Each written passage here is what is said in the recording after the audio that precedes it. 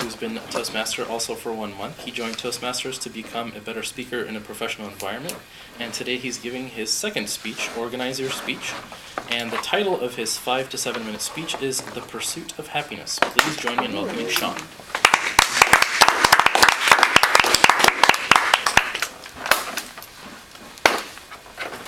Good afternoon, fellow Toastmasters. First of all, show of hands, who here wants to be happy? All right, great. I think everyone wants to be happy. Happiness is defined as being in a state of euphoria. And when you're happy, time seems to go by really quickly. But what do you think is the most common mistake that people have in the pursuit of happiness? It's the pursuit. Some people think that you need certain things in life in order to be happy, when in reality, you just need to change your attitude. In the next few minutes, I'll go over the 3 things that people really need in life, such as some material health, your physical health, and your spiritual health. Now, you do need some material things in life to be happy. For example, I enjoy my personal devices, like my smartphone, my laptop, my TV. They entertain me when I'm bored and let me do things like chat with my friends, even when I'm in bed. But for some people, it's not enough. They always want the latest and greatest. They want the newest smartphone, the largest TV, the biggest car, the nicest house. And I've come to realize that everything is relative. I read on Quora.com an article about a guy who had lunch with a billionaire, and he said that all the billionaire did was complain about how Larry Page, the founder of Google, had $18 billion while this guy only had $2 billion. I have friends who are willing to sacrifice 10 more years of their life to make money. They're going into industries such as investment banking, consulting, and corporate law, so they can hopefully make $1 million salaries when they're in their 40s. It's pretty nice, right? $1 million when you're 40s, a lot of money. But look at the sacrifices that they have to make. They're sacrificing their physical and mental health by going through this grind fest. A lot of my friends don't even exercise anymore and are constantly stressed. Every weekend they go out and spend hundreds of dollars on bottle service, going on bars, just to de-stress themselves from the crazy week that they had. When I went to DC 3 weeks ago, I talked to my friend about money. And he's going to law school right now, and he said that when he graduates, he's going to be making a lot of money. But will he feel more secure? Will he be able to retire earlier than I can? And the answer is no, because even though he's making more money, he's going to be spending more money.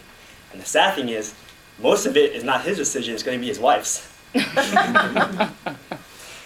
Well, he's not married yet, but he plans to propose to his girlfriend after he graduates from school.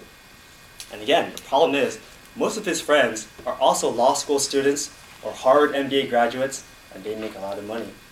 And so when they propose to their girlfriends, they got them $15,000 rings. And so when he proposes to his girlfriend, he's going to have to get them a $15,000 ring or more, right? Otherwise, she's going to feel embarrassed, which will make him feel embarrassed. And then when they have kids, they're going to want their kids to go to the best colleges, like Harvard, Yale, Princeton. And the best way to do that is to go to a private high school, which costs $20,000 a year.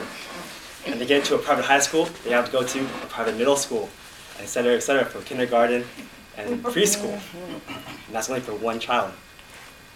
It's called keeping up with the Joneses, looking at your neighbor and wanting what they have. So the key to happiness is to have an internal number for yourself of things that you want. For example, if my number is only $2 million, then I'm going to work to the bone to get to my $2 million. And that's it. I'm done. I can quit and enjoy life. Otherwise, you're going to have some arbitrary number that keeps changing. Once you get to your 2, you're going to want 3, and then 4.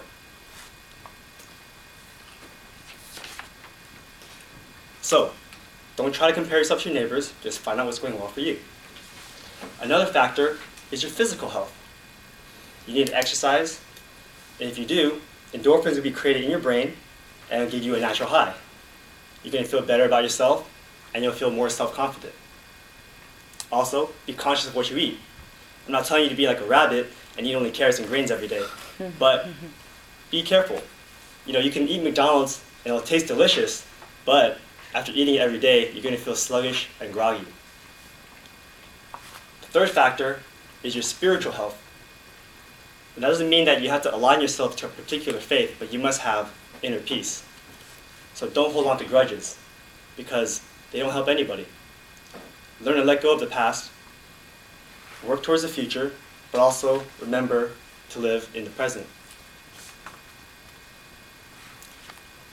So in conclusion, you don't need the latest and greatest to be happy. You just need to know when enough is enough. And you can't just rely on one of the three factors, whether it be material, physical, or spiritual, to be happy. All three are equally important, and you must take care to have all three of them. So what is the most common mistake in the pursuit of happiness? It's a pursuit. Just be happy. Mr. Toastmaster.